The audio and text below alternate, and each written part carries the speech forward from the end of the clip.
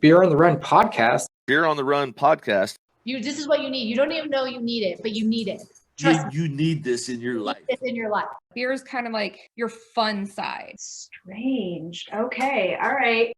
Western city, like being in Portland or Seattle or I don't know about Sacramento. That might be a little different. Sacramento is pretty cool. I say, who is Ted Danson to Ted Danson? Is my brain making stuff up?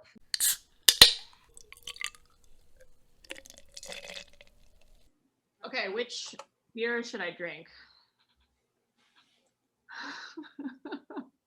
I know Clint I have to go with Brian, but 10 Degrees is like the best lager that there is. I know. I was going to have this, but I was like, you know what? I pump Claim Steak all the time. Go 10 Degrees. Okay. Jen, welcome to Beer on the Run podcast. Do you want to quickly introduce yourself? Sure. My name is Jenn Coyle. I live here in Sacramento, and I'm the owner of the Can Van, the world's first mobile beer canning service. And I'm also a runner, which is why Clint invited me onto this podcast. So to tag on to that, Jen is one of my running partners.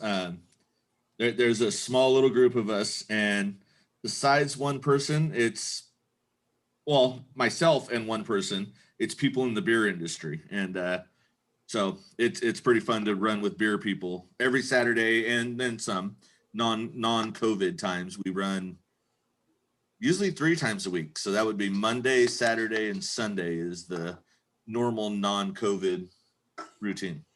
Right. I mean, it seems like a common occurrence in all our running communities where the beer world and the running world kind of blend, especially with like group runs. People want a beer after a run, and a lot of times either a brewery puts on a run or you just happen to go to your favorite brewery and meet there. So it's kind of a nice little convergence of 2 of my favorite things. I think 2 of Clint's favorite things as well. Definitely. Jen runs in Cap Tappers on Monday night at Capital Beer and Tap Room, which is Sacramento's best tap room, I will say. Jen is probably not allowed to say things like that because she's in the industry. I can say whatever I want.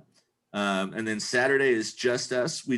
Just our group we run. And then Sundays is out of Claim Steak. We'll run in normal times. Yeah, around this time last year, I had finally almost achieved beer running group Nirvana, where I had a beer running group for every night of the week except Friday.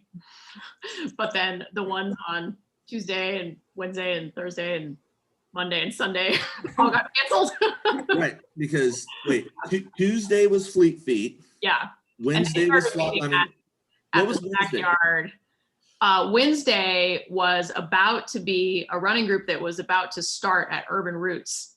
And they were one week away from starting last March and never got off the ground. Right, when all this happened. And Thursday is Sloppy Moose, which is Sacramento's biggest running group by far, that I actually have only been probably 7 or 8 times, but it is the biggest running group.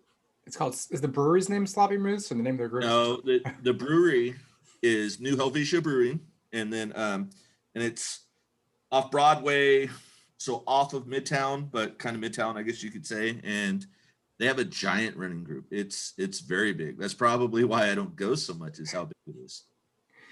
And Jen, what are you showed us the can before we hit record. What are you drinking? Yeah, so I'm drinking a 10 Degrees lager from Urban Roots Brewery. It's a Czech style lager, and it's 3.9% ABV. It's very malty, and it's delicious. This is like my desert island beer, and it's a really great post-run beer, lunchtime beer, evening, Monday night beer. Good for all those occasions. How is it in the cold weather? Still good. It would be perfect for skiing. Definitely. It is literally to tag on. Right now, it's my favorite lager going right now, and love Urban Roots, but it's IPA 4-pack price for the lager, and I still buy it. And I complain a little bit about what I'm paying for lager, but it's that good. I think the 10 Degrees is a little cheaper than an IPA or a double IPA. It's called 10 Degrees because in Czech Republic, when you go there, you buy the beers based on their alcohol strength, and 10 degrees is the starting Plato. 10 degrees Plato is the starting sugar, which corresponds to how much alcohol is in it. So this indicates that it's a very low alcohol beer. And Clint, you had, I believe, a Massachusetts beer tonight? I got a beer shipment today, which will make Jen happy because there are a sip of sunshine in there. But I am drinking Honeymaker Double India Pale Ale, and it's from Widowmaker Brewing in Massachusetts. And also will surprise both of you. It's a hazy double, and somebody sends me beer, I'm going to drink it and try it out. So it's pretty good actually for a hazy.